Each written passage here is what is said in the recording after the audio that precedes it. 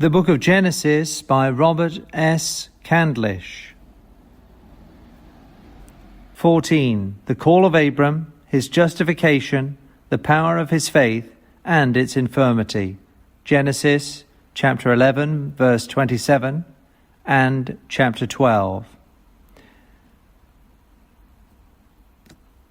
Quote, Thou art the Lord, the God who didst choose Abram, and broughtest him forth out of Ur of the Chaldees, and gavest him the name of Abraham. End quote. Nehemiah chapter 9, verses 7 and 8. The stream of history now flows from a new fountainhead, as before from Adam, and then from Noah, so now from Abraham, the father of the faithful and the friend of God. The nations descending from Shem, Ham, and Japheth are in a general way disposed of in the 10th chapter. In the 11th, one of the lines from Shem is more particularly traced, and is brought down to Terah. He becomes the beginning of a new set of generations, being the ancestor of the race with which almost exclusively the narrative is now connected. By and by, as the thread is drawn out, it becomes more and more slender as, one by one, successive branches are struck off.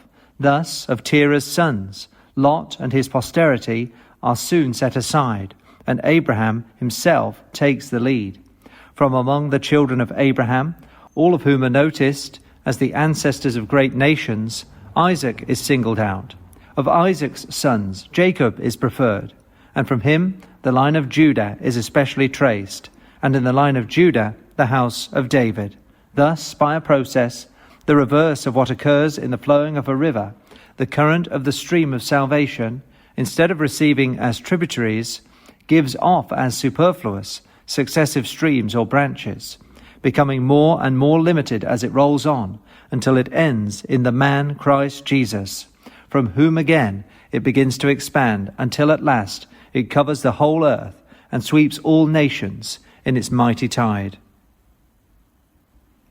Terah, then, stands forth as the head of the chosen family in that new section of the history on which we are now entering. Quote, These are the generations of Terah, end quote.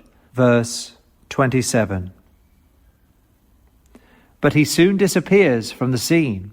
All that is said of him being that he took Abram his son, and Lot and Sarai, and went forth with them from Ur to go to Canaan. Verse 31. It might seem, from this manner of intimating it, that the removal of Abram from Ur to Haran was at the instance of his father Terah, since no mention is made of any previous communication from God to Abram. Looking to the narrative by itself, we might conclude that Terah and his family emigrated of their own accord, in their first move at least. But this impression is corrected by what Stephen says in his defense, quote, The God of glory appeared unto our father Abraham, when he was in Mesopotamia, before he dwelt in Charan, end quote, or Haran, quote, and said unto him, Get thee out of thy country, and from thy kindred, and come into the land which I shall show thee, end quote. Acts chapter 7, verses 2 and 3. It is to reconcile the Old Testament narrative with what Stephen tells us that our translators have adopted the expression in the beginning of the 12th chapter, Genesis chapter 12, verse 1, quote, The Lord had said, end quote, not simply as they might have rendered the phrase, quote, the Lord said, end quote, but throwing back the revelation to a previous part of the narrative, quote, the Lord had said, end quote. And upon the whole, this seems to be the best explanation and adjustment of the two passages. It is not unusual with the sacred writer thus to transpose the order of events. He finishes the subject he has on hand, and then begins a new one with the statement of some circumstance which, according to its date, might have come in sooner, but has been postponed as bearing more immediately on the second subject than on the first. In the end of the 11th chapter, he is speaking of Terah and of what happened in his time. Hence, he merely mentions that Terah removed his family from Ur of the Chaldees to go to the land of Canaan, and that he came to Canaan, where he died, ascribing the emigration to Terah as being the head of the house at the time. And he does not say what occasioned it, until he comes to speak of Abram, who now, after his father's death, succeeds to the patriarchal principality. Thus, we enter on the proper history of Abraham, and we see him in this 12th chapter, in the first place, called out of Chaldea, secondly, tried in Canaan, and thirdly, recovered out of Egypt. 1. He is called by the Lord, and the call is very peremptory, authoritative, and commanding. It is very painful also, hard for flesh and blood to obey. But along with the call, there is a very precious promise, a promise of good things manifold and marvelous, a great nation, a great name, the blessing of God on himself personally, making him a blessing to others, so intimate a fellowship with God that all his friends are to be God's friends, and all his foes are to be God's foes, and, above all, the possession of what is to bless all the families of the earth. Verses 2 and 3. Let us picture to ourselves our father Abraham receiving this call and this promise. 1. The whole world around him is lying in wickedness. As Joshua reminds the Israelites, quote, "Your fathers dwelt on the other side of the flood," end quote, or the great river, quote, "in old time, even Terah, the father of Abraham, and the father of Nahor, and they served other gods," end quote. Joshua chapter 24, verse 2. By this time, idolatry had overspread the whole earth. What was its original form? It is extremely difficult to determine. Joshua refers to it as polytheism, or the service of other gods. Job indicates the worship of the heavenly bodies as common in his day, Job chapter 31, verses 26 and 28. And in the question which Eliphaz puts, quote, "To which of the saints wilt thou turn?" end quote, Job chapter 5, verse 1, there is, perhaps, an allusion to another fruitful course of superstition, the reverence paid to departed worthies, and the notion of their interceding as mediators or giving help as gods. These two kinds of heathenism indeed, the worship of dead men and the worship of the hosts of heaven, are intimately connected with one another. They both rise out of very natural feelings in the corrupt heart of man, and they are easily harmonized and fitted together. Very probably they began to prevail simultaneously, as parts of the one great system of apostasy which came to a height at Babel. At all events, the earth was now idolatrous. Some few indeed, in different parts of the world, may have withstood the flood of error and maintained the true worship of God, as Melchizedek did in Canaan and Job in Arabia. But the declension of mankind generally from the truth was universal. Even Terah's house was not pure, and Abraham himself is entangled in the world's miserable plight. If he has not become conformed to a world lying in wickedness, he has at least learned to tolerate its wickedness as a matter of necessity, or a matter of course. The old faith has grown lifeless and inert. To live in peace and make the best of things as they are would seem to be the part of wisdom. 2. Suddenly, after the silence of generations, the Lord speaks out. Instead of vague and uncertain tradition, his word is again on the earth. That living word comes to Abram, and like the Lord's appearance to Saul of Tarsus, it takes him by surprise. For when, quote, God chose Abram, end quote, Nehemiah chapter 9, verse 7, it was an act of free and sovereign grace.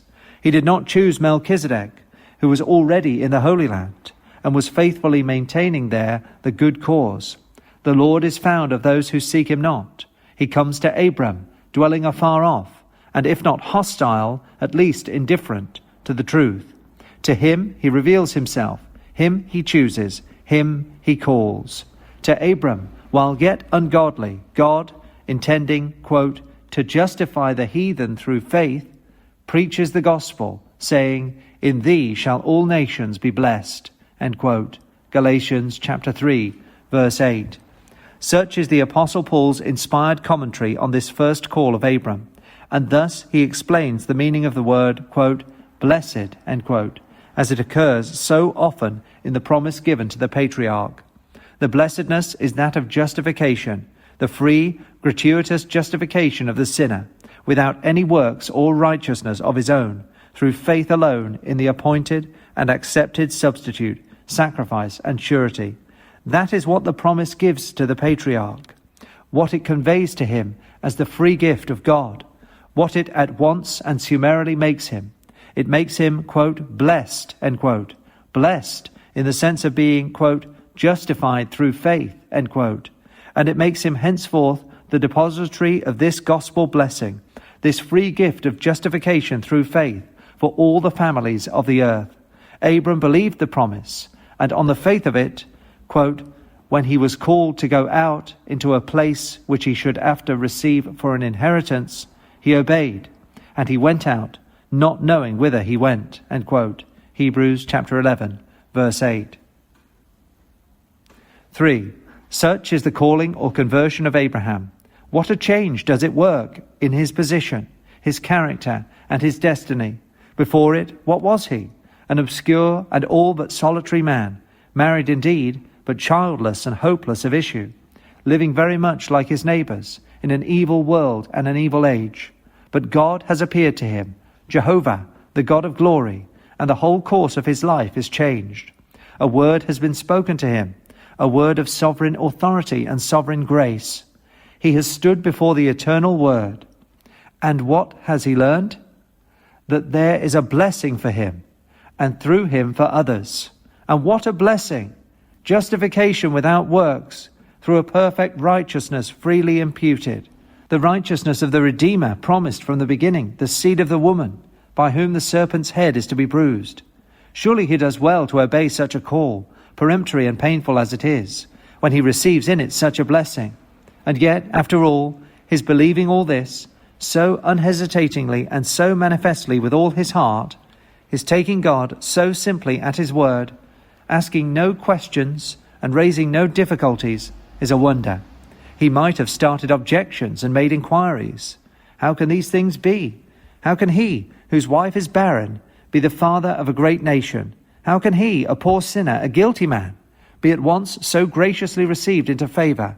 And how is he to become so awful a sign of trial, and so fruitful a source of good to his brethren and to all men?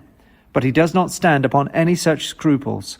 He takes the plain testimony of the God of glory, quote, I will bless thee, end quote. I, who alone can bless, and whose high prerogative and right to bless none may question. I will bless thee. And if I justify, who is he that condemneth? It is enough. He believes, and is blessed in believing, blessed, as having his iniquity forgiven, his transgression covered, his sin imputed no more, and his spirit freed from guile. And being thus blessed himself, he becomes a public and representative man. All important issues depend on him. Not only has he a great nation and a great name now pledged to him, but a blessing and a curse are in him. Like the Saviour in whom he believes, Luke chapter 2, verse 34, he is set for a sign, a test, or touchstone, to try the spirits of men and bring out their enmity against God. Everywhere he will be spoken against, and speaking against him is braving the wrath of heaven. Quote, I will curse him that curseth thee, end quote. But many also will rise up and call him blessed, and these God will bless with the same blessing with which he is blessed himself. 2. In this attitude and in this character, Abram commences his pilgrimage. He does so amid many trials. 1. The barrenness of his wife is a stumbling block in the way of his trust in God, hard to be got over. It troubles him often afterwards, and tempts him to grievous and aggravated sin. 2. He knows not whither he is going. No doubt it is said, Genesis chapter 11, verse 31, that the company went forth to go into the land of Canaan. But that is the historian's intimation of the end of their journey. They themselves, as the apostle testifies, were ignorant of their destination. Hebrews chapter 11, verses 8 and 9. His way and his final rest are unknown to the patriarch, nor does he seek to know them. He commits all to God. 3. He breaks many ties of nature, the closest and the dearest. He must leave many beloved friends and kinsmen behind, and what is worse, he must leave them in the midst of the world's idolatry. Some, indeed, are partakers of his blessing. His wife, his father, and his nephew Lot are with him. But to many whom he would fain have carried with him, when he repeats the call of God, he seems as one that mocks. Already he is, quote, a savour of death unto death, end quote, as well as, quote, of life unto life, end quote. And hard as it is for flesh and blood, he must consent to abandon many a loved one to his doom, a doom aggravated by the guilt of rejecting the gospel invitation and despising the gospel grace. 4. On the way, his little company is still further diminished. His father Terah is removed. This, indeed, is not so great a trial as the former, for his father dies in the course of nature, and as we may well believe, for what else could have moved the old man to go along with his son at all, in the faith of the blessing and in the hope of glory. Still, it is a trial, and coming as it does, so soon after his separation from other friends, and leaving him now with no venerable counsellor to guide him, with only his beloved wife and his young friend Lot spared to him, it cannot but be grievously felt. He sorrows not as those that have no hope, but still he sorrows. 5. On his reaching Canaan, new trials await him. He is not, as he might have expected, put into immediate possession of the land, or any portion of it. He is told, indeed, that the land will be given to his seed. When he has his second interview with the Lord in the plain of Moreh, he receives that express assurance, Genesis chapter 12, verse 7. But to himself nothing is as yet given. He is a stranger and pilgrim, wandering from place to place, from Sychem to Moreh, from Moreh to Bethel, pitching his tent at successive stations, as God, for reasons unknown, appoints his temporary abode, verses 6 to 9. 6. And wherever he goes, he finds the Canaanites, not congenial society and fellowship, but troops of idolaters, verse 6. It is, as he may be tempted to complain, from bad to worse with him. In Chaldea it was bad, and he might naturally hope that God was leading him out from among the ungodly, to bring him to the communion of his saints. But in Palestine it is still worse. He does not meet with many Melchizedeks in his wanderings. The Canaanites are everywhere in the land, and under exposure to their profane scoffing and persecution, he has to build his altars to the Lord. 7. And as if all this were not enough, even daily bread begins to fail him. Quote, there is a famine in the land, end quote. Verse 10. And what now is he to do? He has hitherto been steadfast. He has, quote, builded an altar, end quote, wherever he has dwelt, and has, quote, called on the name of the Lord, end quote, verses 7 and 9. He has at all hazards avowed his faith and sought to glorify his God. But it seems as if, from very necessity, he must at last abandon the fruitless undertaking. He is literally starved out of the land. Why should he not go back to his old home and do what good he can? There he would find peace and plenty and ample room for work. But he is still faithful, and rather than draw back, he will even encounter yet greater dangers. He will go down into Egypt for a time. Verse 10. Truly, quote, many are the afflictions of the righteous, end quote, and in various points is he wounded as he passes on through his earthly pilgrimage. Disappointed hope, ill-requited faithfulness and love, the loss of dear friends, the delay of promised good, the uncongenial companionship of the wicked and the worldly, amid whose cold contempt and cruel hatred it is no easy exercise of faith to erect the family altar and make an open avowal of godliness. The hard and biting pains of destitution and anxiety when bread and water seem to fail. These are the allotted trials of him who, at God's command, goes forth as a stranger upon earth, seeking a better country. What wonder can it be if, in such circumstances, his high principle should seem for once to give way, through Satan's subtlety and his own evil heart of unbelief?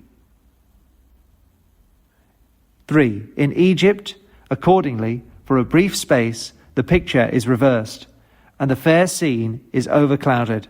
This man of God, being a man still, appears in a new light, or rather, in the old light, the light of his old nature. He is tempted, and he falls, consulting his own wisdom instead of simply relying on his God. He falls through unbelief, and his fall is recorded for our learning, that we may take heed lest we fall. For the temptation, the sin, the danger, and the deliverance are all such as, in Abram's circumstances, might have befallen us.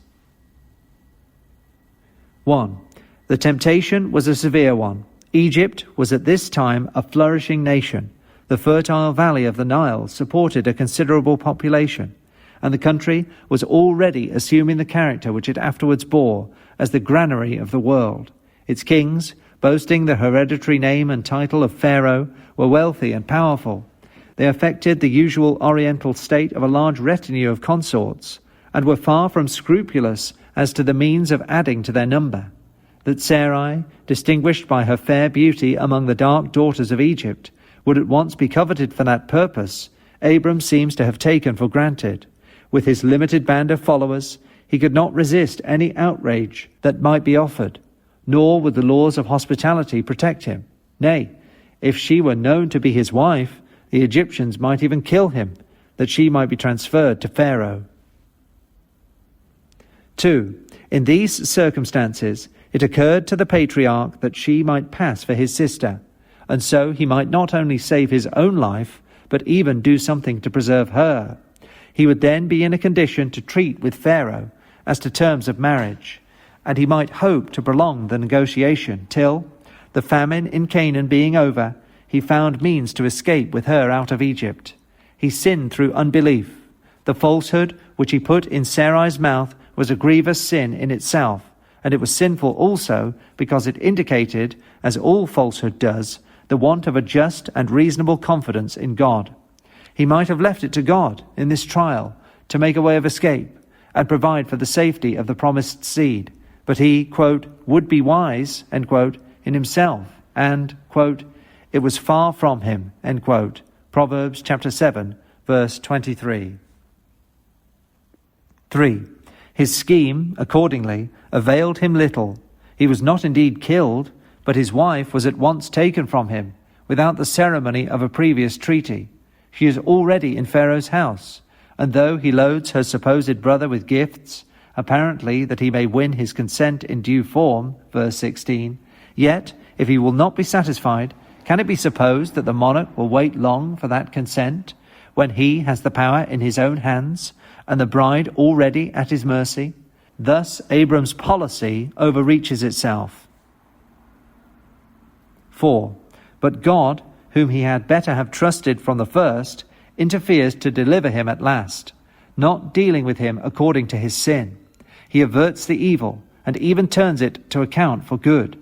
He takes occasion from this occurrence to administer a just rebuke to this heathen king, whose lust and violence certainly deserved the chastisement which he received, verse 17, and making known to him, by some special revelation, the cause of the plague which was sent, he teaches Pharaoh to respect Abram as a professor of the true faith, and as plainly enjoying the favor of heaven. At the same time, the very manner of the deliverance is a rebuke to Abram himself. The man of whom he thought so ill has fairly the advantage of him, both in reproving and in requiting him. The dignified remonstrance of Pharaoh, speaking as one wronged, and in this particular instance, whatever might be his own sin, he was wronged, is fitted deeply to humble the patriarch. There is no reason to suspect Pharaoh of insincerity here, as if he were merely pretending to be offended, and affecting a dread he did not feel of the offence he had been so near committing. Although, even if it were so, still Abram must have stood rebuked before him. And when he saw the king so reasonable now, nay, when he even learned that if he had been told the truth at first, he would have been as reasonable then, well might the patriarch be ashamed of his unnecessary and unprofitable falsehood, his weak and well-nigh fatal act of unbelief. Had he trusted God, and dealt justly by Pharaoh at the beginning, it might have fared better both with him and with his spouse. They might have been spared what must have been to them an interval of intense anxiety, and, as it now appears, an honest testimony might have told even upon one whom they regarded as beyond the reach of truth and righteousness. Still, as it was, God made the fall of his servant an occasion of good. He glorified himself in the eyes of Pharaoh and his court. A salutary impression was left on the king's mind, and the Lord showed that, notwithstanding the errors and infirmities of his people, for his own name's sake he would deliver them as, quote, they went from one nation to another, from one kingdom to another people, end quote, that he would, quote, suffer no man to do them wrong, end quote, but would, quote, reprove kings for their sakes, end quote. Psalm 105, verses 13 and 14. Thus, in the very beginning of Abram's walk of faith, the infirmity of that faith, as well as its power, is practically brought out. And may not this be done for the express purpose of thus early proving, both that the continued exercise as well as the first production of faith must be the gift of God, and also that it is not faith itself that really has in it any merit or any efficacy to save, but only that grace and strength of which faith lays hold. Abram is justified by faith, but the faith by which he is justified is as little to be trusted as any of his other virtues. It cannot, therefore, be on account of its worth that it justifies or saves, but because, by its very nature, it looks to a worthiness or righteousness beyond itself, and rests on that alone for salvation.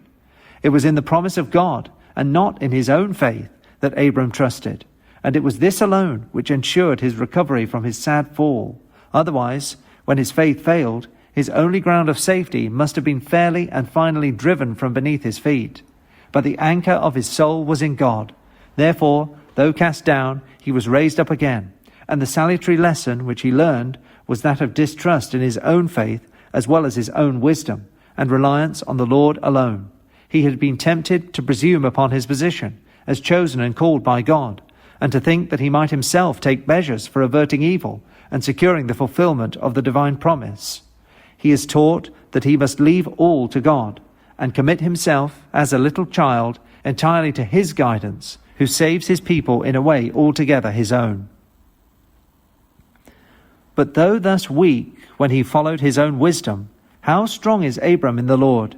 In Egypt his eye was not single, he became double-minded, and dealt in guile, and, consequently, he was unstable in his ways. James chapter 1, verse 8. But in his going out from Ur, and in his sojourn in Canaan, how full of light is his whole body! How steadfast is his loyalty to God! What trials does he endure? What temptations does he resist? Surely his faith did work by love. It made him walk at liberty, when he had respect to all God's commandments.